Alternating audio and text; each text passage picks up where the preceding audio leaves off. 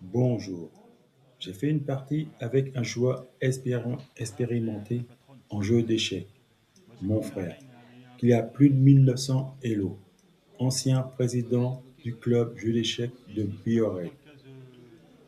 Il a apprécié des pièces uniques comme le maître, bouclier, l'épée, des pièces qui évoluent, des pièces qu'on peut l'épargner et bien d'autres. Et surtout l'imprévu, l'arme.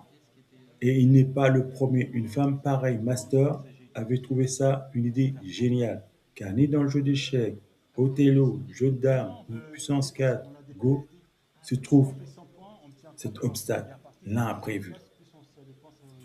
Ça casse tout la stratégie pour le deux camps, positif comme négatif. Mon frère trouvait ça génial. Pareil. En plus de ça, les pièces qui évoluent, il n'est pas le premier. Un autre pareil joueur d'échecs a trouvé ça génial. On a fait une partie. J'ai tendu un piège à mon frère. Mon frère était consacré sur pièces fidèles.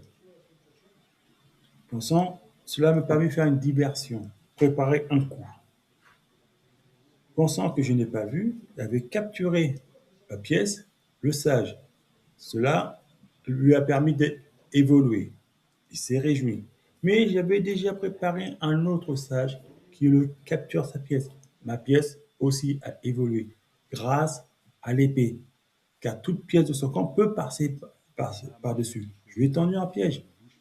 Il a beaucoup de combinaisons dans le jeu à Mojoul, beaucoup de stratégies.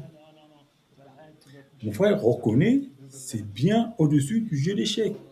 Et pour lui, de nombreux joueurs d'échecs vont l'apprécier grâce à des pièces uniques qu'il n'y a pas dans le jeu d'échecs et même dans d'autres jeux stratégiques.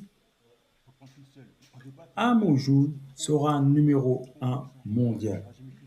Amojoul sera reconnu mondialement qui est le jeu le plus grand stratégique au monde, de tout temps confondu, inégalé.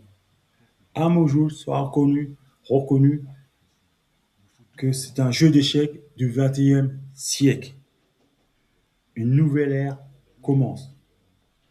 Il sera vendu, commercialisé et très populaire.